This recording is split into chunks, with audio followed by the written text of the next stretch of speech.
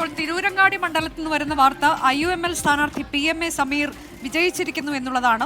63,387 vote, നല്ല ഭൂരിപക്ഷമാണ്. അത്രയും വോട്ടിന് PMA സമീർ വിജയിച്ചിരിക്കുന്നു എന്നുള്ളത്. നേരത്തെ MA ബേബിയോട് മാധ്യമപ്രവർത്തകർ ചില ചോദ്യങ്ങൾ ചോദിക്കുമ്പോൾ പിണറായി വിജയൻ പൊളിറ്റ് ബ്യൂറോയിൽ തുടരുമോ എന്ന ഒരു ചോദ്യത്തിന് അദ്ദേഹം പറയുന്നത് എല്ലാം തീരുമാനിക്കുന്നത് പാർട്ടി നേതൃത്വമാണ്. അടുത്ത പാർട്ടി കോൺഗ്രസ് വരെ പിണറായി വിജയൻ PB അംഗമായി തീരുമാനിച്ചിട്ടുണ്ട്. അത് നേരത്തെ തീരുമാനമെടുത്തതാണ്, അത് തുടരും എന്നുള്ളതാണ് MA ബേബി പറയുന്നത്. ഒപ്പം തന്നെ കേരളത്തിൽ 3 സീറ്റ് BJP നേടി എന്നുള്ളത് പരിശോധിക്കപ്പെടേണ്ടതാണ്. അത് കേരള സമൂഹം പരിശോധിക്കണം ആ ഒരു കാര്യം എന്നുകൂടി MA ബേബി പറയുന്നുണ്ട്. അപ്പം രാജീവ് ചന്ദ്രശേഖരന്റെ ഒരു പ്രതികരണം ഇപ്പോൾ പ്രസക്തമാണ്. 10 കൊല്ലം CPIM ഭരണത്തിൽ പ്രതിപക്ഷ പാർട്ടിയുടെ റോൾ ആരും നടപ്പാക്കിയില്ല എന്നാണ് അദ്ദേഹം പറയുന്നത്.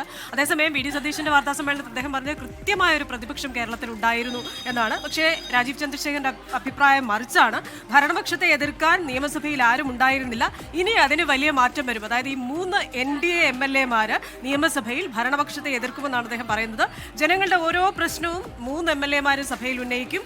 അഴിമതി BJP നിയമസഭയ്ക്കുള്ളിൽ എതിർക്കുമെന്നാണ് അദ്ദേഹത്തിൻ്റെതായിട്ടുള്ള ഒരു വാദം വരുന്നത്. അതുപോലെ തന്നെ കെ ആന്റണിയുടെ ഒരു പ്രതികരണവും നമ്മൾ അല്പസമയം മുമ്പ് കണ്ടതാണ്. അതെ, അതാണ്. അപ്പോൾ NDA നാളെ വിജയാഹ്ലാദ ദിനമായി പ്രഖ്യാപിച്ചിട്ടുണ്ട്.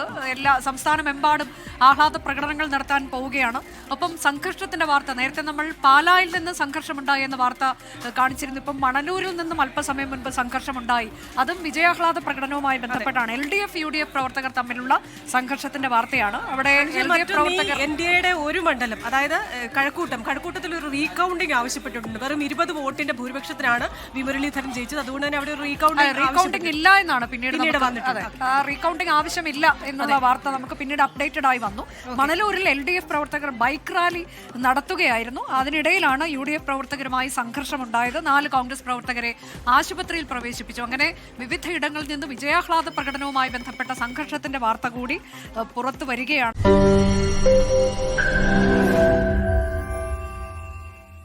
ലോകത്തെവിടെയായാലും ഏത് സമയത്തും 24 വാർത്തകളും ഓഗ്മെന്റഡ് റിയാലിറ്റി പാക്കേജുകളും എക്സ്പ്ലെയിനറുകളും വിശദമായി കാണാൻ ഞങ്ങളുടെ YouTube ചാനൽ നിങ്ങൾക്ക് സബ്സ്ക്രൈബ് ചെയ്യാം.